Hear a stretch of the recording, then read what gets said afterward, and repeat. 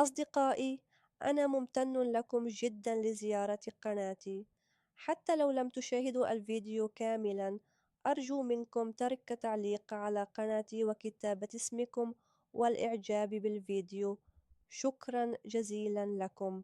ولسه بتلفت وبتدور، لقيت اخويا قاعد في الاوضه. ازيكم يا حبايب، عاملين ايه؟ اتمنى تكونوا بخير. ما تيجوا اما احكي لكم حكايتي، وان عجبتكم ادعمونا باللايك والاشتراك في القناه. صاحبة الحكايه النهارده بتحكي وتقول: انا ندى، بنت جميله جدا وحلوه وجسم حلو، عندي 27 سنه، متجوزه وماليش الا اخ واحد. ابويا وامي ماتوا من صغرنا، سابونا للدنيا نلطش فيها. هو اللي ربطنا وعلمتنا عمتي. عمتي دي كل حاجة لنا في الدنيا، هي اللي تعبت وشقت لحد ما ربطنا وكبرتنا بما فيه الكفاية، لحد ما كل واحد فينا قادر ان هو يشتغل ويصرف على نفسه. فعلا عمتي دي كل حاجة في حياتنا، هي الأب وهي الأم وكل حاجة. وأخويا ده ماليش إلا هو كل حاجة في حياتي، واقف جنبي لحد ما جه العريس. بدأت العرسان تجيلي، وأخويا بدأ يجهز لي عزالي وجهازي، جاب لي كل حاجة، ما قصرش معايا في أي حاجة. هو جوزني الإنسان كويس جدا ومحترم، هو مبسوط ومرتاح ماديا. ولحد ما اتجوزت هو رحت بيت جوزي، وأخويا قاعد لوحده في الشقة. من وقت للتاني بقيت أروح أزور أخويا، أعمل له أكل وأروق له الشقة وأخدمه. طلبت منه كتير إن هو يتجوز، بس هو كان بيرفض، يقول لا أنا هفضل كده، أنا ماليش في الجواز، مش عايز أتجوز دلوقتي. بقيت أستغرب من رفضه، في شاب زيه كده وفي سنه يرفض إن هو يتجوز؟ إزاي؟ دي حاجة ما تتصوراش عقل. وبقيت ألح عليه كتير، وبقيت أقعد أتكلم معاه وأنصحه إن هو يتجوز ويعيش حياته، وهو اللي كان بيرفض.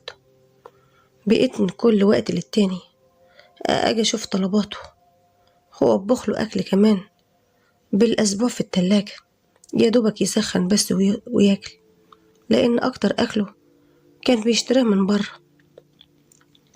لحد ما حبلت، والحمل جه في الأواخر وتعبني، ما كنتش بقدر أجي لأخويا، بقى كل حاجة هو اللي بيعملها لنفسه ويخدم نفسه.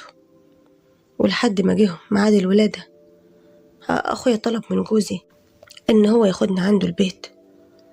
جوزي قال له ما ينفعش، أنا مش عايز أتقل عليك، وبعدين أنت وحداني ما فيش حد يخدمها، إنما عندي أمي أختي هيجوا يخدموها. فلقيت أخويا بيقول لجوزي: أنا لو أبويا وأمي عايشين مش كانوا خدوها برضو؟ كان أخدوا أختي ما سابوهاش، اعتبرهم عايشين، وأنا مش هقصر في واجب أختي، هعمل لها اللي هي عايزاه. هو البيت عندي مفتوح لأي حد من قرايبك، سواء أمك أو أختك، في أي وقت يجوا على دماغي، البيت مفتوح. بس أنا مش هسيب أختي لحد ما تكمل علاجها وتقوم بألف سلامة. وفعلا أخويا أصر على جوزي وخدني البيت عنده بعد الولادة على طول.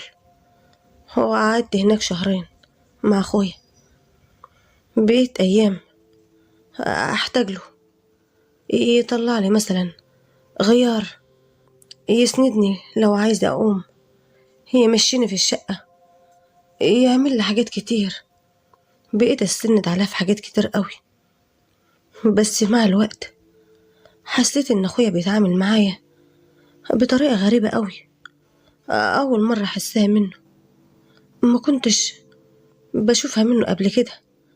بقيت مكسوفة منه، بقيت أتكسف منه خالص، مع إن الإحساس ده ما كنتش بحسه من زمان، من قبل ما أتجوز. بس الأيام دي حسيت منه حاجات غريبة، حسيته كده إن هو واحد غريب عني، نظراته وحركاته بقت غريبة قوي، وأنا بصراحة كنت بتكسف منه، وطلبت من جوزي كتير إننا أرجع شقة.